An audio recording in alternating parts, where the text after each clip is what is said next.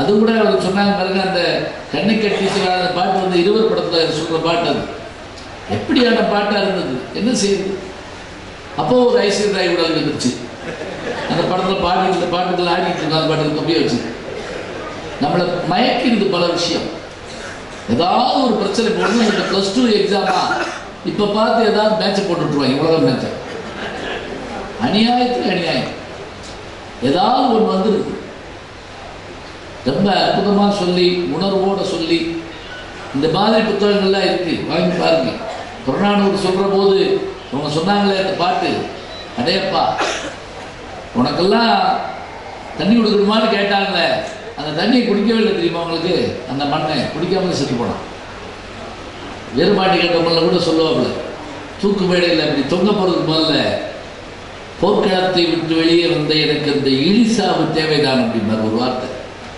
செத்தா போர்க்களத்தில் செத்துக்கணும், தூக்குக்குள்ள போய் சாகிறது அப்படின்னு நினைப்பார்.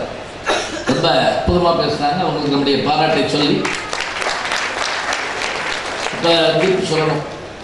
எனக்கு பெரிய மகிழ்ச்சி என்ன அப்படின்னா, 1000 படிகளுக்கு மத்தியில் ஐயா அவர்கள் வந்து இங்கே உட்காந்துட்டாங்க.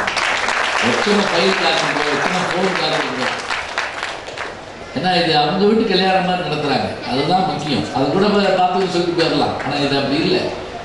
எல்லாரும் வரவேற்று, எல்லாருக்கும் தங்க வைத்து, எல்லாருக்கும் உணவு கொடுத்து இருந்து பெருமை சேர்க்கிறது அதானே வேணும். அவருக்கும் அவரோடு வந்திருக்கிற அரசு துறையை சார்ந்த பெருமக்கள் அத்தனை பேருக்கு நன்றி சொல்லி, உட்கார்ந்துருக்க உங்களுக்கு மட்டுமில்லை, நின்றுட்டு இருக்கவங்களுக்கு தான் நான் முதல்ல பாராட்டுறேன். நாங்கள் என்ன மாதிரி சொன்னோமா, நடுவில் போனீங்கிற ரத்தமாக கக்குவீங்க அப்படின்னு சொன்னா, ஒரு பட்டிமன்றத்தில் போய் 3 பேர் அப்படியே குப்பரை விழுந்தாங்கன்னு சொன்னா, எது நிற்க வச்சது உங்களுக்கு சொல்லுங்க பாப்போம். எங்களை பேச வச்சது, நாங்கள் நல்லா பேசி நீங்கள் கேட்டோம்னா நான் சொல்ல மாட்டேங்க. நீங்கள் நல்லா கேட்டீங்க, அதனால் நாங்கள் நல்லா பேசுகிறோம். கேட்கலாம் பேச்சு வரணும், ஆடு கொட்டாய் விட்டு உட்காந்துங்கன்னு வைங்க. ஒரு ஊருக்கு போயிருந்தோம், சின்ன கிராமம், 3000 பேருங்க கூட்டம், அப்படியே குப்பரப்பட தூங்குது சனம். 30 நாள் நாடகம் போட்டு 30வது நாள் எங்களை கூப்பிட்டா, அதில் அந்த நல்ல உள்ளத்தில் நல்ல உள்ளம் ஒருத்தர் எந்திரிச்சு பார்த்து இன்னும் போடோய் அப்படின்னா, அவன் எந்திரிச்சு பார்த்துட்டு நாங்கள் உட்காந்துருக்கோம். எப்படி பேச்சு வரும் சொல்லுவோம். நீங்கள் கேட்டது தான் எங்களை பெரிய மகிழ்ச்சி அடைய வைத்தது. நின்று இருந்து பிள்ளைகளை கையில் பிடிச்சிட்டு, பிள்ளைகளை கையில் தூக்கிட்டு, அடையப்பா இந்த மொழிக்கான ஆற்றல் தாங்க இது. எத்தனை ஆண்டு ஆனாலும் இப்படியே இருக்கும் என்பதற்கு அடையாளம். நீங்கள் நிற்கிறீங்களா? என் அமெரிக்க நண்பர் வந்திருக்கார், தமிழ் மேடைகள் பற்றி ஆராய்ச்சி பண்ணார், ஏல் யூனிவர்சிட்டியில் இருக்கிறார். அவர்கிட்ட நான் கேட்டேன், அவர் எவ்வளோ பட்டிமன்றத்துக்கு வருவார், இதுக்குன்னா வந்து உட்காந்து தலைப்பை கட்டிட்டு உட்காந்து கேட்டுட்டு இருப்பார். ஃபீல்டு ஒர்க் போய் ஆராய்ச்சி பண்ணுவார். அவர்கிட்ட கேட்பேன் நான், ஆமாம் உங்கள் ஊரில் அமெரிக்காவில் இந்த மாதிரிலாம் நடக்குமா அப்படின்னு கேட்டோன்னே அவர் சொல்கிறார், அமெரிக்கா மட்டும் இல்லை, உலக நாடுகள்லாம் போயிருக்கேன், எல்லா அரங்கத்தில் நடக்கும், அவ்வளோதான். நான் இந்த ஊரில் தான் நான் பார்க்குறேன், மழையாக இருந்தாலும் வெயிலாக இருந்தாலும் பனியாக இருந்தாலும் நின்று கேட்குற ஆட்கள் தமிழ்நாட்டில் மட்டும்தான் இருக்காங்க. அமெரிக்காக்காரர் சொன்னார். ஏன் அப்படியான மொழி ஈர்க்கிற மொழிங்க இது. அவ்வளவு நாங்கள் 5 பேர் என்ன சார்ஜ் பண்ணிட்டோம்னு பார்ப்போம். கலர் கலர் லைட் போட்டோமா, டுமாங் டுமாங்னு ஆடினோமா, முடிஞ்சே ஏதோ சுமாராக உட்காந்துருக்கோம், அவ்வளோதான்.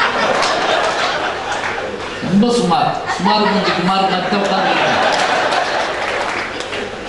என்ன தெரியுங்களா, சொல்லு ஒவ்வொன்றும் கேட்க கேட்க உற்சாகம் மகிழ்ச்சியும் ஒரு உத்வேகம் வரும். அதுதான் கேட்டார் பிணிக்கும் தகைவாய் கேளாரும் வேட்பமொழிவதாம் சொல். 2000 வருஷத்துக்கு முதல்ல பேசவே தெரியாத ஜனங்கள் இருந்த உலகத்துல பேச்சுக்கு ஒரு இலக்கண வகுத்தம் தமிழன் இல்லையா? யோசிச்சு பாருங்க. சைகளை பேசிட்டு இருக்காங்க, ஊர் கட்டிக்கிட்டு இருக்கா. நம்ம ஆட்கள் தான் நம்ம பேச்சு எப்படி பண்ணணும், கேட்டார் பிணிக்கும் உட்காந்து கட்டி போடணும். அப்படி கேளார் பகைவர், கேளாரும் வேட்பமொழிவது. கேளாரும் வேட்புமொழிவது என்ன, பகைவனும் விரும்புகிற மாதிரி பேசுங்க. கேளாருன்னா பகைவர், கேட்காதவங்க இல்லை. நீங்கள் இப்படி நினச்சக்கூடாது. கேளாருன்னா கேட்காதவங்க ஒன்றுக்கு, கேட்டோர் மகளும் சரி நம்ம, கேளாதவங்க நல்ல வேலை நேற்று நல்ல அப்படி சொன்னால் என்ன ஆகும்? இல்லை, கேளாருன்னா பகைவரும் விரும்புவன்னு பேசுறார். பேச்சு வந்து உட்கார்ந்துருக்கால கட்டி போடணும்னா எப்படி? எந்திரிக்கலாம் நினைக்கிறப்போ ஒரு பாட்டு, ஒரு நகைச்சுவை, அப்படியே உட்கார வைக்கணும். அதுதான் வெற்றி. கேட்டுக்கிட்டு கட்டி போடணும். ஒரு ஊர்ல பேச்சாளர் கட்டி போட்டிருக்காங்க. இனிமே நீ எந்த ஊர்ல இப்படி பேசக்கூடாது. அப்படி மோசமான பேச்சு இருக்கா? பயங்கர அருவை. ஒரு நாள் ஒரு ஊருக்கு காட்டு வழியா போயிருக்கான் பேசுறதுக்காக. ஒரு சிங்கம் அவனை வழிமறுத்துச்சு. அப்படியே உன்னை திங்க போறேன். சிங்கம் பேசுமான்னு கேட்கக்கூடாது. சீரியல் எல்லாம் பேசினா ஒத்துக்கிறீங்க. உடனே இவன் பயந்துட்டான். நீ திங்கிறத பற்றி ஒன்றும் இல்லை, பக்கத்து ஊரில் 10,000 பேர் காத்துக்கிட்டு இருக்காங்க என் பேச்சுக்காக, சும்மா அழகுறேன், அதனால் நான் போகணும். வர்றப்ப என்னை தின்னுக்கோ. சிங்கிங் கழிச்சு வர்றப்ப பைபாஸில் போயிட்டீங்கன்னா இந்த பக்கம் வராமல் அப்போ என்ன பண்ணுறது? ஒரு முடிவுக்கு வருவோம். நீ உண்மையிலே பேச்சாளர் தானே?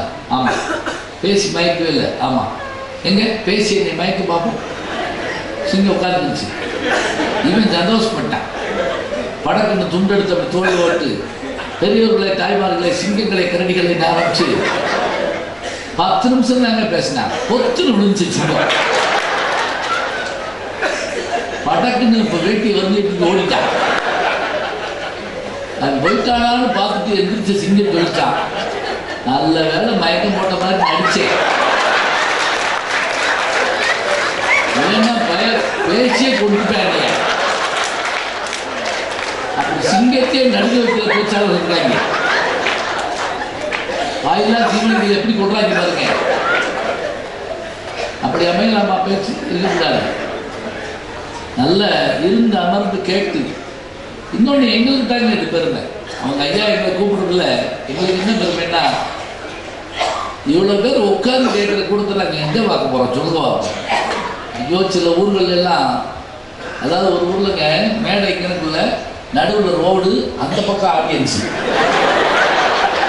ஒவ்வொரு பஸ்ஸு போகிறப்ப 50 பேர் கூடுவாங்க. திடீர்னு போனாங்க 10 நிமிஷம் இருக்க புது புது ஆடியன்ஸாக உட்காந்துருக்கணும். எப்படி பேசிப்போம் பாருங்க. இதெல்லாம் அபூர்வமான ஒரு சாதனை. ஒரு சின்ன கிராமத்துக்கு பேச போயிருந்தோம். எங்களை ஊரை விட்டு தாண்டி கூட்டிட்டு அப்பாவை கூட்டிட்டு போய் ஏதோ இடத்துல உட்கார வச்சாங்க. அந்த இடத்த பார்த்தாலே பயமா இருக்கு. யாரும் இல்லை, ஏற்பாட்டுக்கு மைக்கு போட்டுட்டு பேச சொல்றாங்க. ஒருத்தரையுமே காணும். பொட்டலுங்க அப்படியே. சரி வழியில் பேச ஆரம்பிச்சோடனே ஒரு கழுதை எடுத்துட்டு வந்துச்சு. 10 நிமிஷம் கழிச்சு இங்கிட்டு 2 கழுதை, 20-30 கழுதைங்க வந்து படுத்துருச்சு. இப்போ நான் பக்கத்தில் இருக்கவர்கிட்ட கேட்டேன், என்னங்க இது இவர் கழுதையாக வருதுங்க? ஐயோ, இது கழுதை படுக்கிற இடம்ங்க, இது கழுதை பொட்டலம். இங்கே கொண்டு உங்களை பேச சொல்லிட்டாங்க, நீங்கள் பேசுங்க. நாங்கள் விடலை. எல்லா உயிரும் தம் உயிர் போல எண்ணுங்க. அப்படியே எத்துணையும் பேசக்கூடாது. பேச ஆரம்பித்தோம். கொஞ்ச நேரத்தில் ஆளுகள் வந்துட்டாங்க. வச்சுக்கோங்களேன். பேசி முடிச்ச உடனே என் கூட வந்தவர் சொன்னாருங்க, கை கொடுத்து கண்ணெடுத்து கையெடுத்து கையில் ஒப்பிட்டார். என்னையா நீங்கள் என் கூட தானே பேசிட்டு? இல்லை இல்லை, எங்கள் அப்பா கேட்டு சொல்லுவார், நீ பேசி எந்த கழுதலா கேட்கும்னா 25 கழுதை நீ கேட்டு. அவருக்கு சந்தோஷத்தை பாருங்க. நான் என்னுடைய மேடை பயணங்கள் புத்தகத்தில் எழுதிப்பேன். ஏன்னா எல்லா ஊர்லையும் இப்படி எங்களுக்கு சிவப்பு கப்பலை வச்செல்லாம் வரவேற்று பேச வைக்கல. எடுத்தோடனே நாங்கள் டிவியில் இருந்து குதிச்சு வெளியே வரல. நாங்கள் தர வழியாக பயணம் பண்ணவங்க. அதான் உண்மை. அப்படியான விஷயத்தில் இப்படியான அருமையான ஒரு கற்றவர்கள், வாசிப்பவர்கள், படைப்பாளர்கள், திறனாய்வாளர்கள், பேச்சாளர்கள், அத்தனை பேருமாக பத்திரிகையாளர்கள், நண்பர்கள், தொலைக்காட்சிக்காரர்கள், இவ்வளவு பேருமான மேடைகளுக்கு இடையே 30 கோடி முத்தேவர்கள் வந்த மாதிரி இருக்கு. அப்படியே எல்லாருக்கும் பாராட்டு சொல்லிட்டு சுருக்கமாக தான் திருப்பி சொல்லணும். நேராகிட்டே இருக்குது. இப்போ மகிழ்ச்சியா எழுச்சியா கேட்டாங்க. அவர் மகிழ்ச்சின்னு தான் தொடர்ந்தார். எதுக்காக மகிழ்ச்சின்னு சொல்றோம்னு கேட்டீங்கன்னா, இப்போ நீங்க 1000 இருந்தாலுங்க நம்ம மனசு சந்தோஷமா இருந்தா தான் அதை ரசிப்போம். தெரியுமா உங்களுக்கு? நம்ம உள்ளத்துல மகிழ்ச்சி இல்லைன்னு வச்சுக்கோங்க, நீங்க என்ன சொன்னாலும் கவலைப்பட. வகுப்புல நான் பார்ப்பேன், எல்லாரும் தெரிஞ்சுட்டு ஒருத்தர் கடுகடுன்னு உட்காந்துட்டான். அப்புறம் நான் எதுவும் அவனை கூப்பிட்டு என்ன உனக்கு, ஏதோ ஒரு சின்ன துக்கமோ ஒரு வலியோ ஒரு பெயினோ இருந்திருக்கும், அவனால் ரசிக்க முடியாது. மகிழ்ச்சி அவனுக்கா வரணும். சில பேர் தானே மகிழ்ச்சி இருந்து சில பேரை பாடம் படிச்சுருவாங்க. தெரியுமா? நைட்டு 1 மணிக்கு ஃபோன் பண்ணி அப்புறம் என்ன பங்காளி என்ன படிச்சுட்டே அப்படின்னா, இல்லை இந்நேரம் படுக்காம என்ன செய்வாங்க? இல்லை சும்மா கேட்டேன், நன்னோக்கில் பேசுறேன். இப்படி எல்லாரையும் எழுப்பிட்டுருவாங்க. அவன் மகிழ்ச்சி நமக்கு பெரிய மண்டையிலியா இருக்கான். தமிழ் அடிப்பாங்க திருவர் வந்து முருகல சந்தோஷம் நான் முடியாது, எதுக்குன்னு இது இல்லை. அதுதான் உண்டு. மகிழ்ச்சியை இலக்கியங்கள் எப்படி ஏற்படுத்துறோம் நீங்க நினைச்சு பாருங்க. சில புத்தகத்தை வாங்கி வச்சிருப்போம், படிக்காமலே இருந்திருப்போம். திடீர்னு ஒரு நாள் பேசாம அப்படி லேச பார்த்து படிப்போம், நம்மளை கட்டி போட்டு விட முடியாது. அப்படியே விடாம வச்சுக்கிட்டே இருப்போம். வீட்டில் கூட கேட்பான், திருப்பிட்டு தான் படியேன், என்னத்தை புத்தகத்தை திக்க போறியா? விடாம பார்த்துக்கிட்டே இருக்கும். என்ன ஈர்த்தது? படிக்க படிக்க படிக்க அணுக்களுக்குள்ளே ஏற்பட்ட மகிழ்ச்சி மாதிரி ஹீமோகுளோபின்லாம் அப்படியே பொங்குற மாதிரி இருக்கும். சின்ன சின்ன சின்ன சின்ன விஷயங்கள். இன்னொன்றுங்க, ரசனை தாங்க பெரிய வாழ்க்கையினுடைய சிறப்பு. இப்போ மனிதர்களுக்கு மற்ற உயிர்களுக்கு என்ன வேறுபாடு? நம்ம பேசிட்டு இருக்கோம்னு வச்சுக்கோங்க, இந்த பக்கம் ஒரு மாடு போகுது, என்னை பார்த்தோன்னா ஐ ஞான சம்பந்தம் அப்படின்னு வருமா? ஏதாவது இலைய இருந்தால் திணிச்சு போயிடும், கட்டிக்கு உள்ள வந்து அப்படி கூடி போயிடும். ஆனால் மனிதர்கள் அப்படி இல்லை. வந்த உடனே என்ன செய்வாங்க, அங்கே இருப்பாங்க, அப்படி வந்து உட்காருவாங்க. ஒரு நல்ல பாட்டு ஒரு பேச்சு கேட்டால் ரசிக்க தெரியும். கருமாறு ரொம்ப கூட பாருங்க, சில பேர் ஒவ்வொன்றா வைக்க சாப்பிட்டு அருமை அற்புதம் அப்படி சொல்ல சொல்ல இந்த ரசனையை சமைச்சவங்களுக்கு ஒரு அங்கீகாரம் கிடைக்கும். அது இல்லாமல் சாப்பிட்றவங்கள பாருங்க, அம்பட்டி ஒன்றாக்கி மேல் நோக்கி எரிவாங்க. அப்படியே நியூட்டனுடைய உயிர் பிச தோற்றாடாதுதான், எல்லாம் கீழ் நோக்கி வரும்னு சொன்னார் அவர். கல்யாண வீடுகளில் சில பேர் சாப்பிட்றத பார்த்தீங்கன்னா அவசரத்தில் நம்ம மேலைக்கு வந்தாலும் வந்துடுவாங்க பயமா. இப்படி வளர்ச்சி எல்லை மீறிய பயங்கரவாதம்னா அதுதான். ரசித்து பார்த்து கவிதையை படித்து ஒரு கவிஞர் எழுதினார், இந்தியாவே இணைத்த தேசிய நெடுஞ்சாலை என் கிராமத்தை என்னிடமிருந்து பிரித்து விட்டதே அப்படின்னாரு. நியாயம் தானே? நம்ம ஊர் எதையாவது பார்த்துக்கோமா? எப்போ எட்டி பார்த்தாலும் ஒன்றுமே தெரிய மாட்டேங்குது. எல்லாரும் இறங்குங்க அப்படின்னு வந்துருச்சாருன்னு பார்த்தா அங்கனே தான் நிற்குது. எப்படி அந்த கவிதை சொல்ற அழகு நம்மளை வந்து ஆச்சரியப்படுது. பழைய இலக்கியங்கள் சொன்னாங்களே, இந்த பழைய இலக்கியங்கள் இருக்கக்கூடிய மகிழ்ச்சி என்னன்னா, மு வரதராசவர் என்ற அறிஞர் சொன்னாரு, உங்களுக்கு வந்து தனி தீவுல விட்டுட்டா என்ன செய்வீங்க? ஒன்றும் இல்லை, விட்டுருங்க, குறுந்தொகை மாத்திரம் என் கையில் கொடுத்துருங்க. குறுந்தொகைன்னா காசு இல்லை, 8 தொகை நூல்களில் ஒன்றாக்கிய குறுந்தொகை. 4 பாட்டு படிச்சிங்கன்னா அது போதும். சிவபெருமான பேட்டி கேட்கிறாருங்க, யாரு? மனோன்மணியர் சுந்தரபிள்ளை. நீராறு கடல் எடுத்து பாடுறதுல அவர்கிட்ட சிவபெருமான்கிட்ட கேட்கிறாரு, அவன் நீ உலகத்தையே அழிச்சுட்டு நீ ஒரு ஆளத்தில் உட்காந்துருப்ப, படைத்தல் காத்தல் அழித்தல், படைத்தல் சரி காத்தல் சரி, எங்களை எல்லாம் அழிச்சு விடுறாங்க, ஒரு ஆளாக உட்காந்து, அப்போ உனக்கு போர் அடிக்காதான்னு கேட்கிறாரு. அப்போ அவர் சொல்றாரு சிவபெருமான், திருவாசகத்தில் ஒரு ஏடு இருந்தால் போதும் படிச்சுட்டு உட்காந்துருப்பேன். எப்படி பார்த்தீங்களா? மனிதன் கடவுளையும் இருப்பாங்க. அப்படியே ஒரு மகிழ்ச்சி, ஒரு சந்தோஷம் இருக்கணும். சில பேர் குடும்பத்தோடு நாங்கள் சினிமா கிளம்பிட்டு இருப்போம். எங்கள் அப்பா சினிமாவில் அதிகம் பார்க்க மாட்டார், நீங்கள் போயிட்டு வாங்க அப்படின்றார். நான் சின்ன பிள்ளைகள் எனக்கு நம்பவே முடியாது அவரை பார்த்து, சினிமா பார்க்க மனுஷன் எப்படி வாழ முடியும் அப்படின்லாம் நினச்சிட்டு இருக்கேன். ஒரு நாள் அவர்கிட்ட நான் கேட்டேன், எப்படி இது நீங்கள் சினிமா பார்க்காம இருக்கிறீங்க? அவருக்கு ஏதாவது ஒரு புத்தகத்தை எடுத்து காமிச்சு, பத்தியா இதில் இருக்கக்கூடிய மகிழ்ச்சி அது தரவே தராது ஒருபோதும். இது அப்படிப்பட்ட ஒரு ஆற்றல் இருக்குது. அவர் சொன்னதை நான் வெகுகாலம் கழித்து புரிஞ்சுக்கிட்டேன். இப்போ கூட யாராவது எங்கேயாவது போடணும் கூப்பிட்றப்ப நீங்கள் போயிட்டு வாங்களேன், நான் அந்த புத்தகத்தை முடிச்சிடுறேன் அப்படின்னு. இதனுடைய பாரம்பரிய குணம்னு நான் சொல்லலை, அது வந்து என்னை ஈர்க்குது. அது நகைச்சுவை கதைகள் இருக்கே, அடையப்பா எப்படி சூழலையும் மாற்றி போட்டுருங்க. நான் இந்த +2 படிக்கிற பிள்ளைகளுக்கு அடிக்கடி சொல்லுவேன், இந்நேரமும் டென்ஷனாகவே இருக்காதுங்க.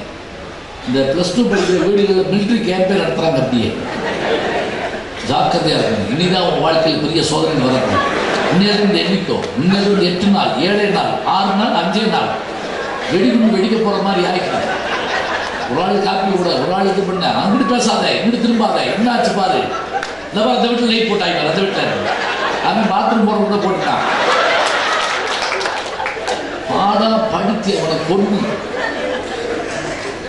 ஒரு கல்யாண வீட்டில் கேட்டேன், பையங்கள்லாம் அந்த இடத்துல +2 படிக்கிறாங்க, அதுக்கு கேட்டாங்க, வரமாட்டாங்க, யார் மூஞ்சிலையுமே முடிக்க மாட்டாங்க, கொஞ்ச நாள் கழிச்சு எங்கள் மூஞ்சிலையும் முடிக்க மாட்டாங்க. அதுக்கு தான் பெற்று வளர்த்தமா. ஒரு சிறு மகிழ்ச்சியாக அவனுக்கு வேண்டாமா சொல்லுமா. ஒரு சின்ன ஒரு சந்தோஷம் இருந்தால் எவ்வளோ நல்லா இருக்கும். பரமார்த்த கதையை பற்றி முதல்ல உரைநடை எழுதினாங்க. 1000 பாட்டு உங்களுக்கு இலக்கியத்தில் செய்யுள்ள இருந்தாலும் ஒரு உரைநடை ஒரு புரட்டப்பட்டு தெரியுமா அவங்களுக்கு. மட்டி மடையன் முட்டாள் முடன் லேச்சன் 7 சீடர்களோட அந்த குருநாதர் போவார். இவங்களே முட்டாள் குருநாதர் எப்படி பாருங்க. குதிரையில் போயிட்டு இருக்கப்போ அவர் தலையிட்டு இருந்த அந்த தலப்பா வேப்பம் தட்டி கீழே விழுந்துருச்சு. கொஞ்சம் தூரம் போனவொடனே கேட்டார், அந்த தலப்பா கேட்டார். ஒருத்தர் கேட்டான், நீளமாக இருக்குமே, ஆமாம். தலையில் கட்டுவீங்களே, ஆமாடா. பட்டில் நெஞ்சிருக்குமே, ஆனால் தனியை சொல்லு, 3 மைலுக்கு கண்டு கிடக்குது அப்படின்னா. ஏண்டா எடுக்க சொல்ல என்னாரு, எடுக்க சொன்னீங்களா, எடுக்க சொன்னீங்களா, இனிமே எது கீழே விழுந்தாலும் எடு. 10 நிமிஷம் கழிச்சு அந்த குதிரை சாணம் போடுச்சு. கொஞ்சம் வேண்டிய கழிச்சு அள்ளிட்டு வந்தான். ஏன் எடுத்தேன்னாரு, எடுக்க வேணாம்னு சொன்னீங்களா. இப்போ என்ன பண்ணலாம், எது விழுந்தா எடுக்கலாம், எது விழுந்தா எடுக்கக்கூடாது, ஒரு பட்டியல் கொடுங்க. இது விழுந்தா எடு, அது விழுந்தா எடுக்காது, அது விழுந்தா எடுக்காது, பட்டியலை கையில் வச்சுட்டு போகிறாங்க. இப்படி வச்சுட்டு குதிரை போகுது. மலை மேலே ஏறி சடாலும் தடுக்கி தடுமாறி விழுந்து குருநாதர் தலைகளாக ஒரு பள்ளத்தில் விழுந்தார். தூக்குன்னு கத்துறாரு. எடுக்க வேண்டிய பட்டியலில் பார்க்குறாரு. கிளம்பிட்டாங்க. யாரும் வேண்டாம், அவங்களே கொண்டு விடுவாங்க. இதுதான் தமிழ்நாட்டுடைய முதல் உரைநடை கதை தெரியுமா உங்களுக்கு, வீரமாமுனிவர். இதுதான் அதே மாதிரி முதல் கதை எதுன்னு பார்த்தீங்கன்னா பிரதம சரித்திரம் மாயூர முன்சி பெருநாயகம் எழுதுனது. 1ஆம் பக்கத்துலேருந்து 400ஆவது பக்கம் வரைக்கும் திருச்சிக்கிட்டே இருக்கலாம். அதுலேயும் ஒரு ஊரை பற்றி சொல்லுவார். அந்த ஊர் பேர் விக்ரமபுரி இல்லையா, அக்கிரமபுரியா. அதில் ஒருத்தர் சொல்லுவான், படியில் இப்படி வச்சு அளந்து போடுறதுக்கு பதிலாக தலகலை வச்சு அளந்து போட்டார். இருந்தாலும் தலகலை வச்சு அளந்து போட்டால் எப்படி ஒரு பிடி தானே வரும், அளந்து போட்டார். உடனே அந்த நீதிபதி, என்னமா நீதி சொல்லுவாங்கிறீங்க, நீ என்ன சொல்கிற, நேரம் வச்சு அளக்குதுங்கிற. அவர் என்ன சொல்கிறாரு, தலகலை வச்சுருக்கணும், 2 பேருக்கு வேணாம், படியை படுக்க வச்சு வேலை வச்சு அளக்குங்க. எல்லாரும் இப்படி ஒரு நியாயமான உலகத்தில் இல்லைன்னு போவாங்க. வரிக்கு வரி சிரிக்கலாம். மகிழ்ச்சி சின்ன சக்கரன் கதை. பாரதியினுடைய பாரதி 2 சுயசர்கள் இருந்தார். ஒன்று பாரதி 66 படிச்சிங்கன்னா குமுறிடுவோம். அந்த வயதில் அவருக்கு ஏற்பட்ட அத்தனை சங்கடத்தையும் சொல்லுவார். தந்தை போயினன் பால் மிடி சூழ்ந்தது ஏன் பிறந்தான தூயர் நாட்டிலே. அப்போ தான் அவர் கொண்டு பள்ளிக்கூடத்தில் விடுறார், இங்கிலீஷ் பள்ளிக்கூடத்தில். அவர் அப்பா சொல்கிறாரு, எனக்கு படிப்பு வராது, இங்கிலீஷ்லாம் வேண்டாம், தமிழ்நாட்டில் தமிழ் படித்தா நல்லா இருக்குமே. கேட்கல. எழுதுறார், செல்வ தந்தைக்கு 1000 சென்றது, தீஞ்சனுக்கு 10,000 சேர்ந்தார், நலம் ஓர் எத்துணையும் கண்டதே இது 40,000 கோயில்னு சொல்லுவேன். இப்படி சோகமாக சொன்னார். அதே இது சின்ன சக்கரன் கதை 23 பக்கம். இங்கே பாரதியார் கவிதை கட்டுறது இருந்தால் வாங்கி போங்க, அதில் 23 பக்கம். யாரும் இன்னும் குறும்படம் கூட எடுக்கல. எனக்கு ஆச்சரியம். அப்படியான நகைச்சுவை, சிரிச்சு உருண்டு போகணும். அடையப்பா முதல் வரியில் தொடங்கி யாராவது படிக்க சொல்லி தமிழ் படித்தவங்களா இருந்தால் அப்படி சிரிக்கலாம். அதில் அந்த ஜமீன்தார் குளிக்கிறத சொல்லுவார் பாருங்க பாரதி. நம்ம ஜமீன்தார் குளிக்கிறப்ப 23 பேருக்கு கூட நிற்பாங்களாம் அவர் குளிப்பாட்டுறது. ஒருத்தர் தண்ணியில் ஊற்றுவானா, ஒருத்தர் நல்லதை ஊற்றுவானா, ஒருத்தர் ஜோப் போடுவானா, ஒருத்தர் இன்னொரு வேட்டி எடுப்பானா, இன்னொரு வேட்டியை கட்டுவானா. சொல்லிக்கிட்டே நேபாள மன்னர்களின் பிரேதத்துக்கு கூட இப்படி நடக்காது அப்படிம்பாரு. கடைசி வார்த்தை என்ன, பிரேதம் தானே உட்காந்துருக்காரு வாட்டுக்க, அது தோட்டமா குளிக்குமா இல்லை. போகிற போக்கில் ஒரு அடிப்பார். படித்து பார்த்தா உங்களுக்கு அத்தனை ஆச்சரியம் சிரிப்பும் இருக்கும். திருவள்ளுவரே கூட பல இடங்களில் மெல்ல நகம் அப்படின்னார். யார் நோக்குங்காலை நிலநோக்கும் நோக்காக்கால் தான் நோக்கி மெல்ல நகம். பெண்கள் சிரிக்கிறப்ப கூட மெதுவாக சிரிக்கிற மாதிரி இருக்கணும். அது இந்த விளம்பரங்களை பார்த்தா நமக்கு சிரிப்பு தாங்க முடியல. திருத்திருந்து வீட்டுக்குள்ள ஓடியாந்து உங்கள் டூத் பேஸ்ட் உப்பு இருக்கான்னு கேட்குறாங்க. ஒருத்தர் சிரிச்சுக்கிட்டே இருக்கிறாங்க, எங்கள் டூத் பேஸ்ட்டு உப்பு தாங்க அப்படின்னா அவன் உப்பு வச்சுக்கிட்டே வளர்க்குறா போட்டு. என்னத்தை சொல்கிறது? எதுவாக இருந்தாலும் லேசாக ஒரு சின்ன புன்னகை, ஒரு மகிழ்ச்சி. இதில் என்ன லாபம்? நீங்கள் இந்த மாதிரி உலகத்தில் என்ன கஷ்டம்னா, ஒருத்தனை அழு வைக்கிறது ரொம்ப ஈஸி, சப்புன்னு அறவிட்டா அழுதான். ஒருத்தர் கோவம் வைக்கிறது ரொம்ப ரொம்ப ஈஸி, என்னென்ன குறைமா இருக்கீங்க எப்போ போயிட்டான். சிரிக்க வச்சிட முடியுமா? எதுக்கு எடுத்தாலும் சுகமாக இருப்பாங்க சிலர். என்ன சார் பாருங்க, அவர் பாட்டுக்கு எடுத்து போயிட்டார். யாரு? ஒபாமா. அது கவலைப்பட்டுருக்காங்க. அவர் பாட்டுக்கு வந்து அவர் பாட்டுக்கு போகிறாரு. அது உனக்கு என்ன சொல்கிறேன், என்ன இருந்தாலும்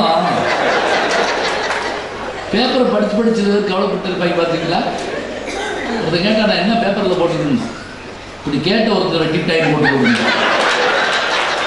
என்ன போட்டுன்னு கேட்டு அவனை வெட்டிட்டு இருக்காங்க. நீ அவன் வாய்ப்பு வந்து ஏதாவது கேட்பானா? ரொம்ப சர்வசாதாரணம். நகைச்சுவைங்கிறது நீங்கள் ஞாபகம் வச்சுக்கோங்க. ஜோக் சொல்கிறதெல்லாம் இல்லைங்க, நாம் படித்து உள்வாங்கி சிரிக்கிறோமே. என்னை கூட கேட்பாங்க, எப்படிங்க ஜோக்கு? ஜோக்கு முதல்ல நான் சிரிச்சா தான் முடியும். ஒன்றும் இல்லை, ரயிலில் போகிறப்ப இருக்கக்கூடிய நகைச்சுவையில் நீங்கள் நினச்சி பாருங்களேன், எத்தனை இருக்கும். இப்போல்லாம் ஒன்றும் இல்லை, ஏறணுன்னே படுத்து வைக்கிறாங்க. 4லேயே சில பேர் பொண்ணு எடுக்கிறாங்க. அந்த லைட் அடைச்சிது அப்படின்னா யார் வீட்டில் சொல்லிட்டு இருக்காங்க, நாயை கட்டி போட்டியா வெட்டி முழுவதும் அவனையே பார்த்துக்கிறாங்க. எப்போதான் படுத்தா அப்படின்னு 12 மணிக்கெல்லாம் ஃபோனில் மனைவியோட சண்டை விட்டுருக்காங்க. உடனே வந்து பார்த்துக்கிறேங்க. இல்லை நியூஸோடு வந்து நம்ம இன்னே கட்டியில் அவங்களுக்கு மனநோய் எதிர்க்கான்னு பார்த்துக்கிட்டே அப்படின்னு போட்டுருக்கேன். பெரும் கூத்தாக இருக்குது. மெட்ராஸ் கிளம்புல ஒருத்தர் என்ன பண்ணானா, கூட வந்தவங்க பார்த்து, ஐயா விழுப்புரத்தில் இன்டர்வியூ, நான் தூங்கினாலும் தூங்கிடுவேன், என்னை கொஞ்சம் எழுப்பி விட்டுருக்கேன்னு இருக்கான். அவர் சொன்னார், நான் எழுப்பி விட்டுறேன். அவர் சொன்னால், நான் ரொம்ப கடுமையாக தூங்குவேன், நான் ஒரு வேளை எந்திரிக்கிறேன்னு வச்சுக்கோங்க, நீங்கள் ஈவ இறக்கம் பார்க்கக்கூடாது, என்னை சட்டையை பிடிச்சி இழுத்து வெளியே தள்ளி விட்டாலும் நீங்கள் என்னை இறக்க. ஏன்னா என் வாழ்க்கை இன்டர்வியூக்கு போகிறேன் நான். சரின்ட்டார். ரயில் கிளம்பிடுச்சு. மதுரையில் இருக்காங்க 2 பேரும். மெட்ராஸில் போய் வண்டி நிற்கிது. எந்திரிச்சு பார்க்குறேன், அந்த விழுப்புரத்துக்காரன் மெட்ராஸில் போட்டு காட்டா பாங்க செட்டாளா யார் அந்த ஆள் அந்த எழுப்பிட சொன்னவனை பார்த்து கத்தி குமிச்சிருக்காங்க. என் லைஃபை கெடுத்து முடியாடா குலகாரா இப்படின்னு கத்தி உருண்டுருக்கான். அவன் ஒன்றும் பேசாமல் உட்காந்துட்டு இருக்கான். உனக்கு காது கேட்காதாங்க? காது கேட்கும். நீ நினச்சி ஒருத்தர் நான் இறக்கி விட்டேன். அவன் இறக்க மாட்டேன். நீ சொன்னபடியே செய்ய அவனை இழுத்து தரதரன்னு மேலே படுத்து இருக்கான். கீழே தள்ளி நெஞ்சில் மிதிச்சு பொட்டிய அவனுக்கு என்னன்னா நம்மளையே ஒருத்தர் இப்படி செய்யா. அவன் பாப்பே போகிறவன் மெட்ராஸ் போயிடும். ஒரு எதிரி நம்ம கிடையாது. நம்மோட தூங்கிட்டாலே இருந்தோம். அவன் என்ன வைங்க நினைச்சு பாருங்க. இது இந்த மகிழ்ச்சியை நாம் வந்து ஒரு இதில் படித்து பார்த்தோன்னே எத்தனை ஒரு பெரிய ஆச்சரியம் ஏற்படும். இன்னும் கூட சொன்னால் மருத்துவர்கள் சொல்கிறதே என்ன தெரியுங்களா, கொஞ்சம் டென்ஷன் குறைக்கணும்னு ஏன் சொல்கிறாங்க. இந்த யோகா கிளாஸுக்குள்ள ஒரு கோஷ்டி போகுது, அதுலேயும் டென்ஷனோட போகிறாங்க. இன்னும் ஆரம்பிச்சுப்பாங்க. இன்னும் நான் என்ன செய்யறது? எனக்கு தெரிஞ்சு இந்த சமையல் யோகாலாம் நீங்கள் வந்து யாருக்கெல்லாம் தெரிஞ்சு பழகிக்கணும். டிவிலெலாம் பண்ணாங்க, அதுக்கெல்லாம் குரு வச்சுக்கோங்க. ஏன் தெரியுமா? உங்கள் நன்மைக்கு சொல்கிறேன். இப்போ நீங்கள் டிவியில் பார்த்துட்டு இருக்கீங்க யோகாசனம், காலை தூக்கி இப்படி கழுத்தில் இப்படி போட்டுருக்கீங்க, தொடரும் போட்டாய் வைங்க. நீங்கள் எப்படி ஆஃபீஸ் போவீங்க? 2 கையும் உள்ள இப்படி இருக்கும். உள்ளிட்டு நீங்கள் எழுத முடியாது. எங்கள் வீட்டுக்காரமா எப்படி வருத்தப்படும். எங்கள் அப்பா நான் சொன்னேன், எத்தனையோ நல்ல மாப்பிள்ளை வந்தாங்க கூட சொன்ன மாதிரி. அப்படி உருண்டுகிட்டே தெரியுதுல மறுநாள் வரைக்கும். திறந்து போச்சுன்னா என்ன பண்ணுவீங்க? இதெல்லாம் சிறு சிறு மகிழ்ச்சியை நாம் ஒன்று தொடராக பார்க்குறப்ப ஏற்படுது. காவிய காதல்கள் பற்றி சொல்லுவாங்க. சிறு குழந்தைகளுக்கு ஏற்படுற மன மகிழ்ச்சி. ஒரு பாட்டை பாடிக்கிட்டே பிள்ளைகள் ஆடும், பாடிக்கிட்டே ஆடணும், ஆடிக்கிட்டே பாடணும், குதிச்சுக்கிட்டே பாடணும், இதெல்லாம் சொல்லி கொடுப்பாங்க. உடல் உள்ளம் எல்லாமே மகிழ்ச்சி. ஒரு பழைய தமிழ் பாட்டு, நான் சினிமா பாட்டு கேட்டேன். அதில் அந்த பாட்டில் நம்ம கடவுளர்கள் ஆடாத கடவுளே கிடையாதான். சிவபெருமான் ஆடுறார், கண்ணபெருமான் 11 வகை கூத்துகளில் ஆடுறார், சிலப்பதிகாரத்தில் சொல்லுங்க. முருகப்பெருமான் ஆடுறார், வேளாட்டம் ஆடுறார். இப்படி எல்லா கடவுளும் ஆடுறாரு. ஆனால் நாம் ஆடுறதே இல்லை. மேல்நாட்டில் எந்த கடவுளும் ஆடுனதில்லை, ஆனால் அவங்க எல்லாத்துலேயும் ஆடுறாங்க.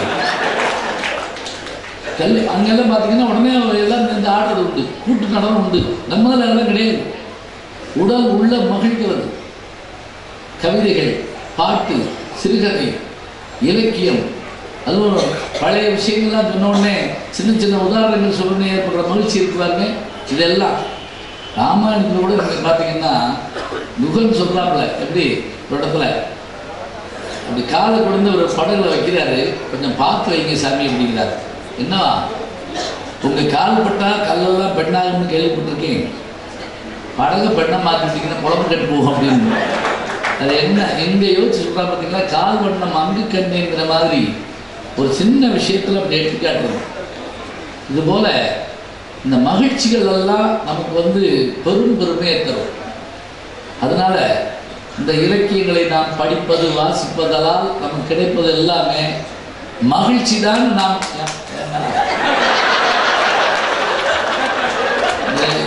இந்தி செய்தி கேட்டுட்டு போய் வெளியே போட்டுருவாங்க. பார்த்தீங்களா, ஜெயிச்சானா தோத்தாரான்னு தெரியாது, வெளியே போட்டு விட்டுருவாங்க. படக்குன்னு வாங்கினது அப்புறம் என்ன பண்ணுறது, விடு பார்ப்போம் அப்படின்ட்டுவாங்க. அப்படின்னு சொன்னால் இந்த 2 பேருக்கும் சந்தோஷமாக இருக்கும். இவர் கூட கொஞ்சம் யோசிச்சார். அப்புறம் இந்த 2 பேர் என்ன சொல்கிறது, நீங்களும் ஒரு பக்கம் சொல்லிட்டாருன்னு அப்படி கவலையாக போகக்கூடாது. எழுச்சிங்கிறது என்னன்னா மகிழ்ச்சி. அவங்க சொன்ன மாதிரி நிரந்தரமான மகிழ்ச்சின்னு நம்ம சொல்கிறோமா? சின்ன பிள்ளைகள் நமக்கு எதெல்லாம் மகிழ்ச்சி சொல்லுவோம். அப்போ சில பேர் கிள்ளி வச்சு சிரிப்போம் தெரியுமா, போகிற பக்கம் தள்ளி விட்டுருவோம். அவன் தொம்முன்னு விழுந்த பயங்கர சோக்கு, அப்படியே குப்பரை மண்ணில் விழுந்தா. இப்போ செய்வோமா? இல்லை. ஒரு பையன் உட்காந்து ஒரு சுற்றியில் வச்சு எறும்பு போகிறப்பெல்லாம் அப்படி கொண்டுகிட்டே இருந்துச்சான். அவள் அம்மா சொன்னாங்க, செய்யாதடா தம்பி, ஏன் செஞ்சாண்டா அப்படின்னு இருக்கான். அடுத்த நிமிடத்தில் நீ எறும்பா வருவா, அது மனுஷனாக உடனே கொள்ளும். அந்த பையன் கேட்டா, ஏன் போன ஜென்மத்தில் நான் எறும்பா இருந்தால் அதை என்னை கொண்டுக்கலாம்ல? அம்மா ஒன்றும் சொல்லல, அப்படியே அவங்க அப்பை மாதிரியே இருக்காங்க. வெறும் மகிழ்ச்சி அந்த நேரத்தில் வந்துட்டு போயிடலாம். ஆனால் உலகை புரட்டி போட்ட புத்தகங்கள் அப்படிம்பாங்க. வெடிகுண்டு அது அந்த திரிய பிடிச்சி இழுக்கிறப்ப வெடிக்கும், ஒரு முறை தான். புத்தகம் திறக்கிற போதெல்லாம் வெடிக்கும் அப்படின்னா அதான் உண்மை. பாரதிய 1882 1921 அவர் எழுதின காலத்தில் ரசித்தாங்க. கஷ்டம் வர்ற போதெல்லாம் அதை சொல்லி காட்டுறோம்னு சொன்னால் அந்த கவிதை நமக்கு ஒரு உத்வேகத்தை தரும். அதுதான் உண்மை. எழுச்சிங்கிறது அப்படித்தான் இருக்கணும். பாரத கதைகள் படிக்கிற போது, ராமாயணம் படிக்கிற போது என்ன நமக்குள்ள ஒரு மகிழ்ச்சி எப்படி தெரியுமா? ஒரு நாடகத்தை பார்த்த காந்தியடிகள் நான் வாழ்நாளில் பொய்யே பேசக்கூடாதுன்னு நினைச்சார். 2 நாடகம் பார்த்தார். ஒன்று சிரவணன், இன்னொன்று ஹரிச்சந்திரா. மோகன்தாஸ் கரம்சந்த் காந்தியை மாற்றின ஒரு விஷயம் என்ன அப்படின்னா, பொய் சொல்லாத ஒரு மனிதன். அதனால இன்னைக்கும் பேசுகிறோம். இந்தியாவுடைய முதல் சினிமா பேர் என்ன தெரியுமா? ராஜா ஹரிச்சந்திரா. 1900 முதல்ல வந்த இந்திய சினிமா தாதா சாஹேப் பால்கே அவர் தான் அதை எடுத்தார். அதனால அவர் பேரில் விருது கொடுக்குறாங்க. ஹரிச்சந்திரனுடைய கதை இன்றைக்கும் பேசப்படுகிறது. தன் மனைவியை மகனை விற்கிற போது அவன் சொல்றான், உலகம் அறியாத புதுமை அப்படின்னா. இந்த உலகம் இது வரைக்கும் பார்க்கிறாத ஒரு விஷயம், என்னை நம்பி வந்தோட நான் விற்கிறேன் என் சொல்லுக்காக. நீங்கள் கிராமங்களில் ஹரிச்சந்திரா நாடகம் பார்த்துருக்கீங்களான்னு தெரியல. நான் ஒரு தடவை பட்டிமன்றம் முடிச்சுட்டு ஹரிச்சந்திரா நாடகம் பார்த்து அப்படியே அதிர்ந்துட்டேன். நான் அந்த ஹரிச்சந்திர வேஷம் போட்ட அந்த நடிகர் என்னமா பேசுறாருங்க வசனம். காளி தேவியை பார்த்து பேசுறாங்க. ஏ காளி, என் கனவில் அடிக்கடி வருவோள் நீதானே, என்றைக்காவது சொன்னாயா செங்கோல் பிடிக்க வேண்டிய கை சுடுகாட்டிலே இந்த சுடுகோலை பிடிக்க போகிறது என்று சொல்ல மறந்தாயே தேவி. சொன்ன உடனே அவன் அழுகலைங்க, பார்த்துட்டு அத்தனை பேர் கலங்கிட்டான். அதிர்ச்சியை உருவாக்கி காட்டணும். ஆனால் அப்போதும் கூட நான் என்ன செய்தேன், நான் என் கொள்கையில் இருந்து வழுவவில்லை. அவர்களே மனிதர்கள். சொல்லுவான், உலகத்தில் எது மாறி போனாலும், மலை சாய்ந்து போனால் சிலையாகலாம், மரம் சாய்ந்து போனால் விறகாகலாம், வரிசையை சொல்லிட்டே வந்து மனம் சாய்ந்து போனால் என்ன செய்யலாம்? வீழ்ச்சி மனசில் வரக்கூடாது. 1000 தான் ஆனாலும் சரி. அதுக்கு ஒரு உதாரணம் யார் இருக்கீங்களா? மகாபாரத கதையில் துரியோதனன்.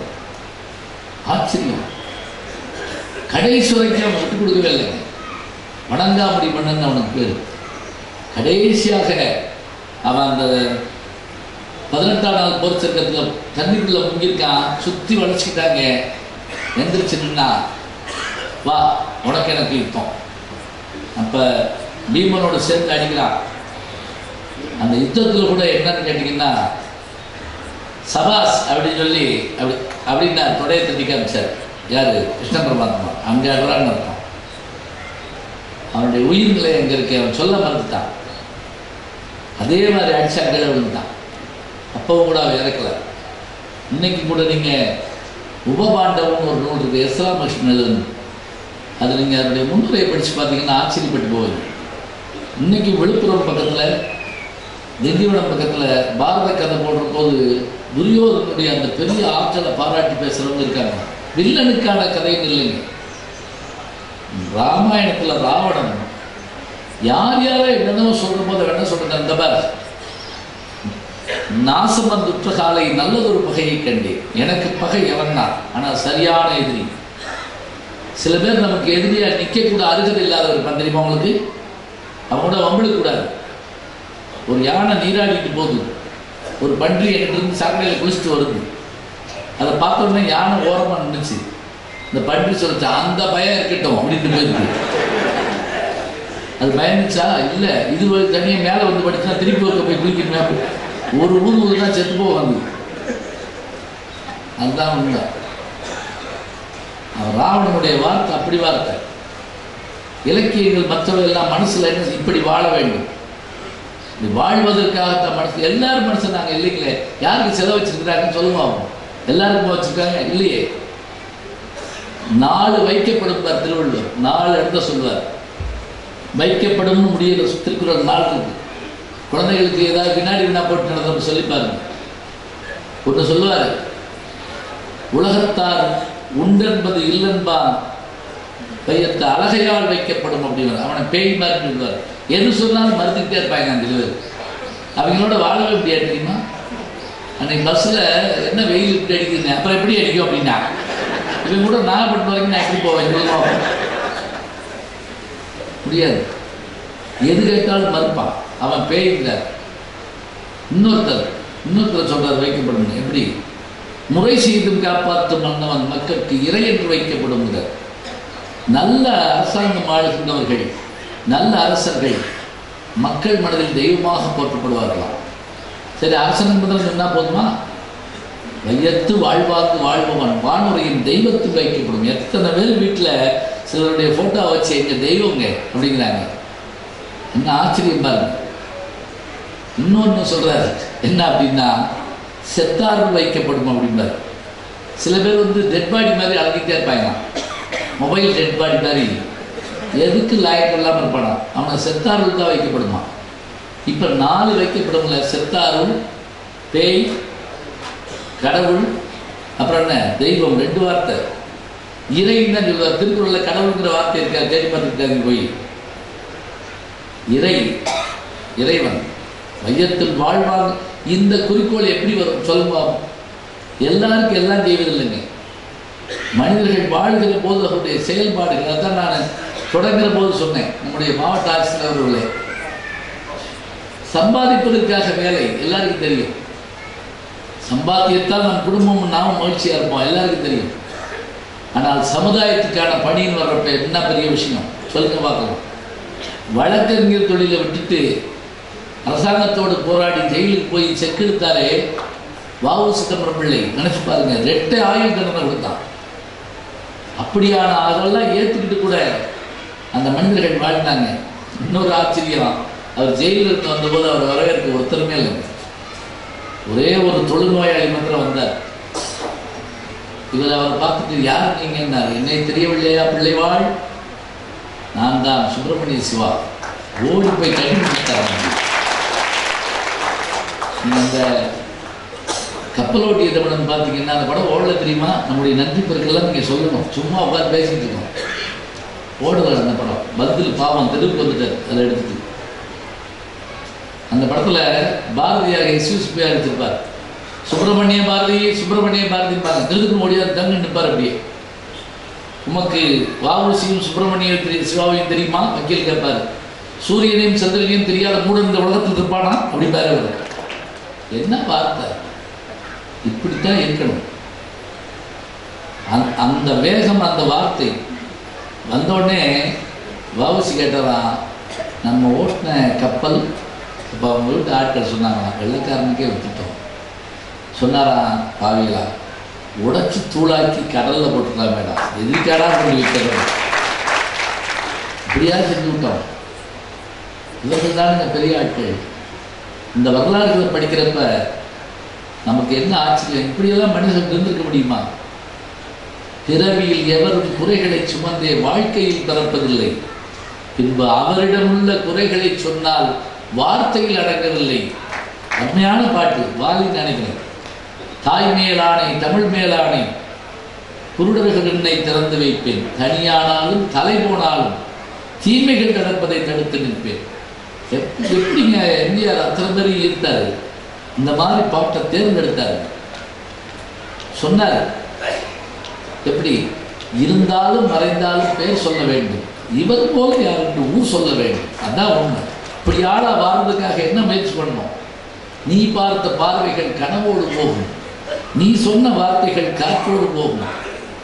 ஊர் பார்த்த உண்மைகள் உனக்காக வேணும், உணராமல் போவதற்கு உதவாமல் போகும். கண் போன போக்கிலே கால் போகலாமா? கால் போன போக்கிலே மனம் போகலாமா? மனம் போன போக்கிலே மனிதன் போகலாமா? மனிதன் போன பாதையை மறந்து போகலாமா? சொல்லு எப்படி வந்து விழுந்திருக்காங்க. என்ன ஆச்சரியம் தெரியுமா? இந்த பாட்டை மேடையில் ஒரு தடவை மனோரமா பாடிட்டு, கண்ணதாசன் மாதிரி யார் எழுத முடியும்னு அப்படி கண்ணீர் விட்ட உடனே வாலி இருந்துச்சு, அவரும் கண்ணீர் விட்டாரா, இது நான் எழுதுமா அப்படின்னு விட்டார். சமகாலத்தில் ஏற்பட்ட சர்க்குகள் பாருங்க. என்ன செய்யலாம்? ஒவ்வொரு இலக்கியத்துக்கு பின்னாடி, ஒவ்வொரு சொல்லுக்கு பின்னாடி, ஒரு வார்த்தைக்கு பின்னாடி ஒன்றும் இல்லைங்க. பட்டினத்தடிகள் வந்து ஒரே ஒரு ஊசியை பார்த்துட்டு தானுங்க அவர் சன்னியாசம் வாங்கிட்டாரு. காதற்ற ஊசியும் பாராது காணும் கடைவெளிக்கேன்னு சொன்ன உடனே அவருக்கு மாற்றம் வந்தது. அதுபோல சில வாக்கியங்கள், உலகை குலுக்கிய 10 நாட்கள்னு ஜான் ரீட் ஒருத்தர் எழுதின புத்தகத்தை படிச்சு பாருங்க. என்னென்ன இது ஏற்பட்டிருக்கு அப்படின்னு, மாற்றங்கள் ஏற்படுது. அப்படியான அகிம்சாவாதியான காந்தியடிகளே குயிட் இந்தியா இயக்கத்தை ஆரம்பிக்கிறாருங்க. வெளியே இருக்கிறாரு. அந்த கோபம், அந்த வார்த்தை இருக்கு இல்லையா, அது எவ்வளோ பெரிய ஆச்சரியம். வார்த்தைகள் தான் உணர்ச்சி பயப்படுத்த முடியாது. நாளைக்கு அண்ணா பற்றி சொன்னாங்க இல்லையா, பேரறிஞர் அண்ணா அவர்கள். இதில் ஆப்ரேஷன் ஆகி அமெரிக்காவுக்கு போயிட்டு வந்து சென்னையில் முதலமைச்சரை உட்கார்ந்துருக்கப்ப அப்பவும் கூட கடுமையான வாக்குவாதம் சட்டசபையில் நிகழ்வுங்க. அப்போ எதிர்கட்சியில் இருந்த ஒருத்தர் என்ன பண்ணிட்டார், எந்திரிச்சு அண்ணாவை பார்த்து, உங்களுடைய ஆட்சியின் நாட்கள் எண்ணப்பட்டு விட்டனன்னு சொல்ல வந்தவர் உங்களுடைய வாழ்நாள் நாட்கள் எண்ணப்பட்டு விட்டதுன்னு சொல்லிட்டாங்க. சபையை அதிர்ந்துச்சு. அவருக்கு அதிர்ச்சியாச்சு. ஏன்னா அவர் வந்து ஆப்ரேஷன் ஆகியிருக்காரு. இவர் டேஸ் ஆர் நம்பர்டு அப்படின்ட்டார். அந்த வார்த்தையை சொன்னோடனே எல்லாருக்கும் அதிர்ச்சி ஆயிடுச்சு. அண்ணா உடனே அதுக்கு ஒன்றும் சொல்லாமல் இவர் டேஸ் ஆர் நம்பர்னு சொன்னோடனே சற்றும் கலங்காமல் மை ஸ்டெப்ஸ் ஆர் மெசர்ட் அப்படின்னார். என் வாழ்க்கை எண்ணப்பட்டிருக்கிறது எனக்கு தெரியும், நான் என் அடிகளை அளந்து வைக்கிறேன். இது யார் சொன்னது தெரியுங்களா? இந்த 2 வாக்கியமும் பைபிளில் இருக்குங்க. ஜீசஸை பார்த்து சொல்கிறாங்க, உங்களுடைய வாழ்நாளின் நாட்கள் எண்ணப்பட்டு விட்டன. அப்போ ஜீசஸ் சொன்ன வார்த்தை, அப்படியா நான் என் பாதங்களை கவனமாக அடியெடுத்து வைக்கிறேன். அப்புறம் அவர் முடிச்சுட்டு முடியாது அண்ணாட்ட நான் தெரியாமல் சொல்லிட்டேன். இல்லை அது ஒன்றும் இல்லை, பரவாயில்லை. எவ்வளவு பெரிய சொல், எங்கே வேணாலும் பயன்படுத்தணும். ஜூலியஸ் சீசருடைய வரலாறுல போக வேண்டாம் சபைக்கு கொண்டு விடுவாங்கன்னு மனைவி சொல்கிறா, கனவு கண்டு சிலப்பதிகாரத்தில் வர்ற கனவு மாதிரி கேட்காம போகிறான். என்ன சீசருக்கு உள்ள ஆட்கள் உண்டா சிரிக்கிறான். அப்போ வளர்ச்சிருந்து எல்லாரும் குத்துறா. ரொம்ப நம்பிக்கை இருந்த புரூட்டஸ் அப்படின்னு சொல்லிக்கிறான். சீசர் எப்போ பார்த்துட்டு அதிர்ச்சி அடைஞ்சான்னு கேட்டிங்கன்னா, அந்த புரூட்டஸ் குத்தின உடனே ரத்தம் பீரிட்டு அடிக்குதான். ரத்தம் பீரிட்டு ஏன் அடிக்குதுன்னு அதுக்கு எழுதுறாங்க, புரூட்டஸாக குத்திட்டா அப்படின்னு பார்க்க வந்துச்சான். கத்துரி பேட்டுறோம் நாங்கள் சொல்லுவோம். முத்தலாட்டா முத்தலாமா சொற்கள் பாருங்க. பிறகு நடக்கிற அந்த விஷயங்கள் எல்லாம் பார்த்தா அதிர்ச்சி ஆயிடும். சுதந்திரம், மொழி, இனம், கொடுமைகள், அவதாரம் செய்வேன்னு ஏன் சொல்றாரு கடவுள்? ஊழிதோறும் உருவப்படுன்னு ஏன் சொல்றாரு? தாங்க முடியாதுங்கிற போது அந்த ஆற்றேன் அடியே அதிக கெடியில் வீரட்டானத்துறை அம்மானின்னு அப்பர் சுவாமி பாடுறாருன்னா என்ன இருக்கும்? இனிமேல் என்னால் தாங்க முடியாது வாழ்க்கை சொன்னா தானே.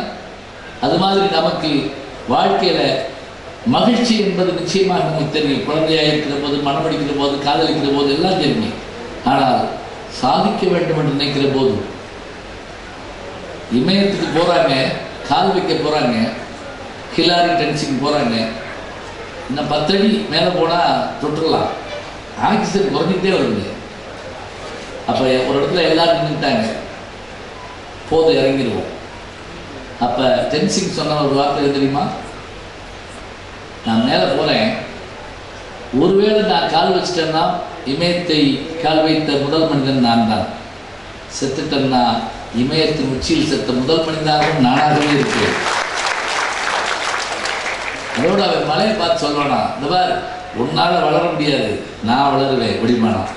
அதான் நம்பிக்கைக்குரிய வார்த்தை. நான் வந்துகிட்டே இருப்பேன், நீ அங்கனே தான் இருப்ப, அதனால் நான் உன்னை ஜெயிப்பேன். படிக்க படிக்க புத்தகங்கள் எவ்வளவு ஆச்சரியத்தை திறந்துறீங்களா? இவை எல்லாம் இங்கே இருக்குது. குழந்தைக்கு எழுச்சி, இளைஞனுக்கு எழுச்சி, அதே போல் உத்வேகம் கொண்ட முதியோர்கள். உப்பு சத்தியாகிரகத்தப்ப கிழவனார் உப்பு காய்ச்சக்கூடாதுன்னு வெள்ளைக்காரன் திரிச்சா, கடலில் போய் அடுப்பு வச்சு உப்பு காய்ச்சிட்டா சுதந்திரம் கிடச்சிருமா? அவனுக்கு தெரியல. அந்த கிழவனார் குண்டு செய்கிற மாதிரி செஞ்சு விட்டாரு. எப்படி? அங்கே காய்ச்சவன் இந்தியா முழுவதும் காய்ச்சி விட்டாங்க. ஜெயோதில் ஏதோ சூதுட்டான்னா ஒரு வினாடி அத்தனை பேர் இருக்கிற வார்த்தை. காந்தியடிகள் மெதுவாக உரையாற்றுவாராம், ஆனால் அத்தனை பேர் அதை புரட்டி போடணும். அதுதான் உண்மை. மெதுவாக வந்து அப்படியே நம்மளை ஈர்க்கணும், இழுக்கணும். ஏங்க உயிரையும் தியாகம் செய்கிறேன்னு ஒருத்தன் மொழிக்காக, நாட்டுக்காக, சுதந்திரத்துக்காக போகிறான்னா அவனை ஒரு இலக்கிய தூண்டலைன்னு அவன் போயிருப்பானா? சொல்லுங்க பார்ப்போம். அவனை ஏதாவது ஒன்று செய்கிறேன்னா போயிருப்பானா? சொன்னாங்கள்ல, தடை செய்யப்பட்ட விஷயம். மகிழ்ச்சியை தடை பண்ண மாட்டாங்க, சும்மா கொடுத்து விடு, என் பாட்டி படிச்சுட்டு தெரிஞ்சுட்டே இருப்பாங்க. எப்படி நான் ஸ்டாப் கொண்டாடத்தில் தெரியும் அவங்க வாழ்க்கை. அவனுக்கு எதை பற்றியும் தெரியாது. பாரதியை கைது பண்ணாங்க தெரியுங்களா? அது காரணம் தெரியுமா? 22 நாள் கரூர் செல்ல வச்சுருந்தாங்க. ஒன்றும் இல்லை, ஒரு கதை எழுதினார். கதை பேர் யானைக்கால். கும்பகோணம் பக்கம்னா, நார்வேல் பக்கம்னா ஒரு கொசு கடிச்சா கால் பெருசாக வீண் போகும். அதுக்கு பேர் யானைக்கால்னு பேர். அந்த கதை எழுதினாருங்க. அவர் ஊரில் ஒரு கடை, பெட்டி கடை. அதில் ஒருத்தர் உட்காந்துட்டு பாரு, அவருக்கு யானைக்கால் இருக்கும். சின்ன பிள்ளைகள்லாம் கிட்ட போகாது. ஏன்னா காலில் மிதிச்சுட்டா, சாதா காலில் மிதிச்சாலே வேணும் செத்துருவோம். யானைக்காலில் மிதிச்சா ஒரு நாள் அந்த கடைக்காரன் தூங்கிட்டு இருப்பாருங்க. ஒரு சின்ன பையன் என்னோட இந்த காலை அப்படி அமைப்பாப்பா, பொத்து பொத்துன்னு இருக்கும், உள்ள ஒன்றுங்களோய் அப்படின்னா. இந்த கதை தாங்க. இதுக்கு தான் அவர் கைது பண்ணாங்க. இது என்ன அப்படி எழுதிட்டாரு? அது உருவக கதை. அது வெள்ளைக்காரன் பார்க்கட்டா அப்படி இருப்பான், யானைக்கால் மாதிரி உள்ள ஒன்று இருக்காது, இந்த மாதிரி உள்ள சொல்லிட்டாங்க. அதுக்கு தான் உள்ள வச்சாங்க. ஒரு கதை, ஒரு செய்யுள், ஒரு வரி மாற்றத்தை கொண்டு வரும்னு அரசாங்கம் பயன்படுதுன்னா, எரிமலை என்ற வீர சவார்கருடைய நூல் தடை செய்யப்பட்டது. முதல் இந்திய சுதந்திர போர் பற்றிய விஷயம். இன்னைக்கும் கூட தடை செய்யப்பட்ட புத்தகங்கள் சொல்கிறாங்க இல்லையா? அதுக்கு நம்முடைய ராவண காவியம், புலவர் குழந்தை, ஈரோட்டுக்காரர், ரொம்ப நாள் தடை செய்யப்பட்டு பிறகு பேரறிஞர் அண்ணா அவர்கள் வந்த பிறகு அது வந்து என்னாச்சு பாடத்திட்டத்துக்கு வந்துச்சு. என்ன வேற ஒன்றும் இல்லை, வில்லனை கதாநாயகனாக இருப்பாங்க, அவ்வளோதான். ராமகாவியம் தான் படிச்சிருக்காங்க, ராவணகாவியம் வச்சார். இப்படி எல்லாவற்றிலையும் மாற்றத்தை கொண்டு வருகிற இலக்கியங்கள் தாங்க 2000 வருஷமாக ஜெயிச்சிட்டு இருக்கு. இதுதான் உண்மையும் கூட. மகிழ்ச்சி என்பது வேண்டும், ஆனால் எழுச்சி இல்லாத இனம் முன்னேறாது. எழுச்சி தான் இலக்கியங்களால் ஏற்படுகிறது என்று சொல்லி நல்ல வாய்ப்பு வாழ்க்கை விடைபெறுகிறோம். நன்றி, வணக்கம்.